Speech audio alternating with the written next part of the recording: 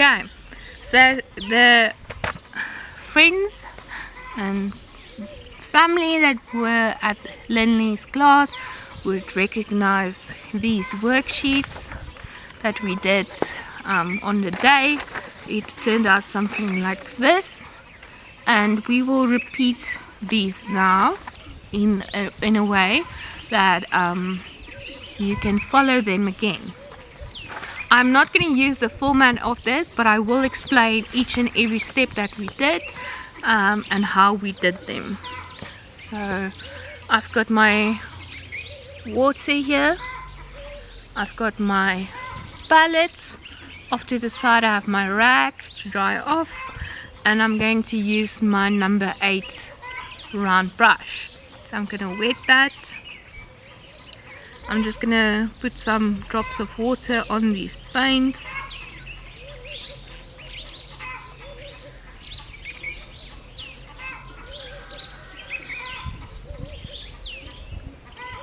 So let's see. If you look at that yellow or that pigment, it looks orange, yes. Next to the yellow it looks orange. If you put it to red ones, it looks more to the yellow side. So that's how we determine if it's a warmer color or a colder color. If you have two colors like this, the yellow's now here. The one is more to the blue-green side. It looks light, not lighter, but you can see a more cooler color, where this looks more orange. So in this situation, this is your warmer yellow, this is your cold yellow. If you look at this color with this color, this is more to the purpley pink side, where this is more to your orangey red side. So I'm going to use this as my warm red and this is my cold red. If you look at the blues, this blue with this blue, this looks more purplish, where that is easily going to the more green side. So this will be my cold blue and that will be my warm blue.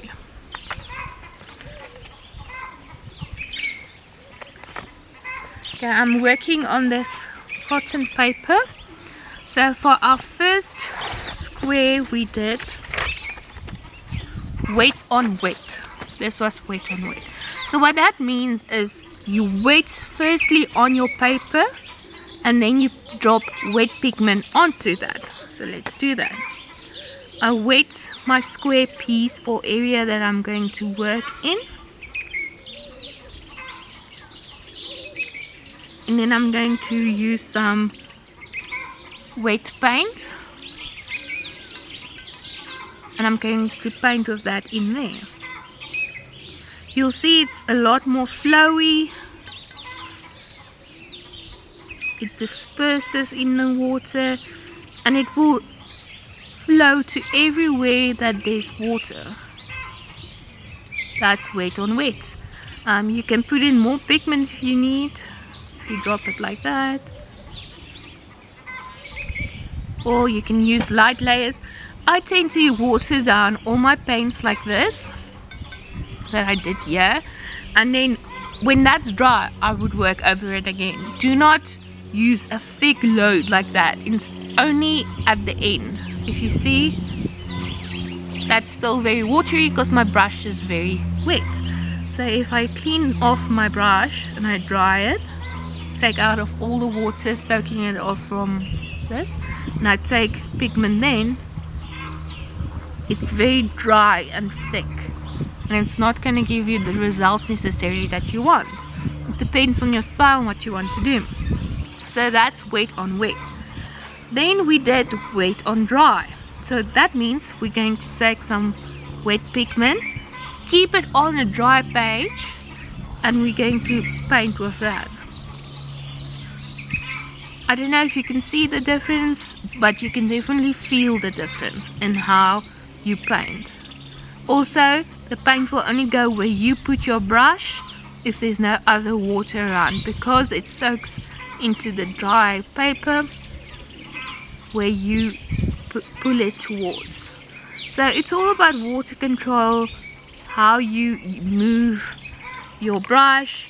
If I do not like that piece, it's too much pigment, I wipe off my brush after I cleaned it, and I just take my drier brush and I wipe up some pigment. So yeah, so it's gonna be tiny bit of staining. That's why you need to plan before you draw, so you know where you want pigment or not, because if you put paint on it, it's going to stain. You can scrub it, but some colors are more staining than others. Then we did some drop into wet, so I have a wet little block again. Let's take a different color now. Let's take the purple, violet as they call it, and we drop little droplets into that. You'll see how it disperses. Some pigments will move more easily than others. If we water this down, it will even move more. It depends on your pigment load of the paint on your brush and so forth. So that is dropping in paint into a wet surface to disperse it. So now if we want to, we can use a different color like green and drop it in as well, and it will mix then with your purples or disperse into that as well. So just know that if you use wet, a different wet color, or drop in new colors, it's going to mix when it's wet. If it's dry, it's just going to glaze over, or it might reactivate the color beneath, but if it's completely dry, it won't necessarily do that. So this was the third block that we did. So the fourth one is a dry brush. So I'm going to clean my brush now and soak out the water with the towel. It's basically the towel is absorbing any extra water moisture that you have in there. So your brush is still a tiny bit wet, but it's quite dry. There's no water that's remaining on my skin when I do that. If I then use some of this pigment, or let's take a bit more of the, and you put your lines on, it's gonna give you texture like that. Take some blue. That's what you call dry brushing, and I would say use this as a technique for some texture when you already have a few layers and you want extra color or heavy load of pigment, because you're going to get pure pigment in this way and also texture. Let's do another bright color. See how dark that comes, and when you use water with it, it's quite lighter. So just know the different techniques of your brushes and how you use them, what effect it will have on your painting. So that was the fourth block, as we see here on our initial worksheet. We did these four now. Then we did some brush stroke exercises of keeping thin lines.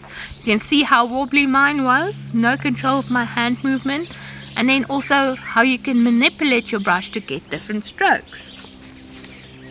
So for thin strokes, I'm going to use again the purple. I mix it now with blue, but you'll see my brush has a sharp point now, and then I'm going to try and move my brush to give myself thin lines. I'm not sure if that's going to show.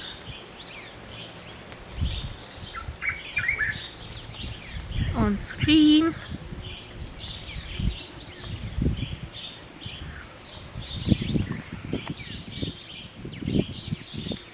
So they're also very wobbly, but it's all about practice. You can even practice some circular shapes.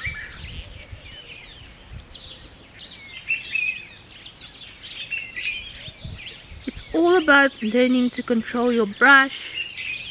I have a very slight grip. It's like, it feels like it's going to fall out of my hand. I think that's why it's so wobbly, because I'm so scared it's going to fall because I have very little control of it right now because I want thin, delicate lines. It's all about learning to control your arm movement, your wrist, because you don't necessarily want to work from your wrist. It's harder to make a straight line when you use your wrist like this than when you use your whole arm in a sweeping movement. Okay. Then what we also did with that is some manipulation. Because your brush has the sharper and the thicker part, the round brushes, if you start with a thin bit, you press down and you lift it up again, you're going to get a shape like this. So if I start thick and I move and I lift, it's going to go to thinner. So I go from thin again, press down, thick, up. Let's get some more brush, paint on the brush. Again, thin, press down, come up, press down, come up. And that's how a lot of botanical painters make those little leaves. It just gives it a nice even shape, because now to try and paint something like this and now trying to put in the thin lines, you can do that, but it's gonna look a lot more inorganic than that. So those are brush types that you can test. Okay, so we now did paint some of these, and you can see this is slightly still wet. You don't want it super wet for when you're using salt or cling wrap or gauze. You just want a slight texture. What you then do is you pour some salt onto that,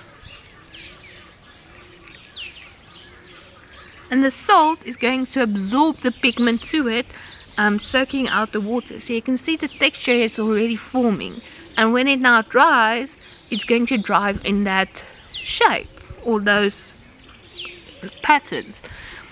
Gauze do something similar. If you put the gauze, the pigment go into the line of the gauze, and cling wrap makes nice little pigments. You can even use bubble wrap.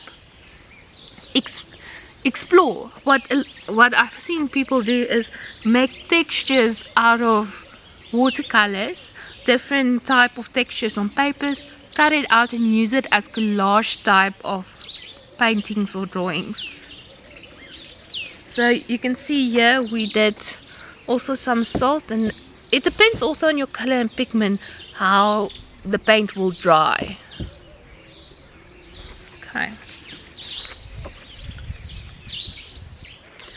Okay, now what we call cauliflowering, something like this.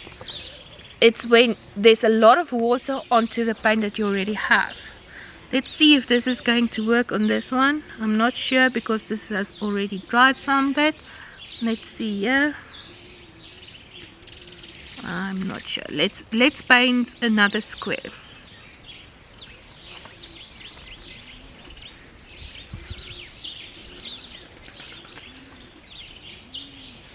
I'm going to use the back of this one. If I now use this green, and I have, this is a lot of pigment.